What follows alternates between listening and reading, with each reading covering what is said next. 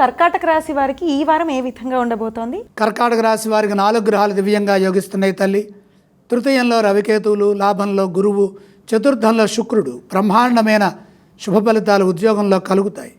ఏ పని ప్రారంభించినా అందులో లాభం ఉంటుంది. జ్ఞానప్రదమైన అభివృద్ధి గోచరిస్తుంది. అందుకు తగిన సాధన అవసరం. లభించిన విజ్ఞానంతో ప్రస్తుత కాలానికి తగ్గట్టుగా పనులు పూర్తి చేయండి. క్రమంగా శుభ భవిష్యత్తు లభిస్తుంది. ఆత్మవిశ్వాసంతో నిరంతర సాధనతో పనిచేస్తే విజయం ఉంటుంది. ఉద్యోగంలో స్థిరత్వం వస్తుంది. పదోన్నతి గోచరిస్తోంది. అందుకు అవసరమైన ప్రయత్నాలు ఇప్పుడు సఫలమవుతాయి. అదృష్టయోగం సూచితం. విశేషమైన ధనలాభాలుంటాయి. శ్రమకు తగిన ప్రతిఫలం ఉంటుంది.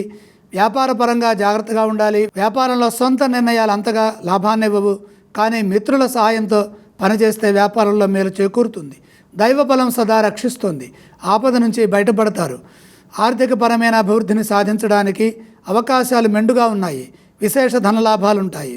ఈ వారంలో ఒక ముఖ్యమైన పనిలో విజయాన్ని సాధిస్తారు. కర్కాటక రాశి వారు ఏ ఏ స్తోత్రాలు పఠిస్తే శుభ ఫలితాలు కలుగుతాయో తెలియజేస్తారా? కర్కాటక రాశి వారు లక్ష్మీ ధ్యానం చేయడం మంచిది. అలాగే ఈ రాశి వారు ఏ ఆలయాలను సందర్శించవచ్చు?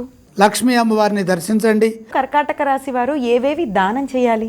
దివ్యంగా 4 గ్రహాలు అనుకూలిస్తున్నాయి కాబట్టి దానాలు అవసరం లేదు.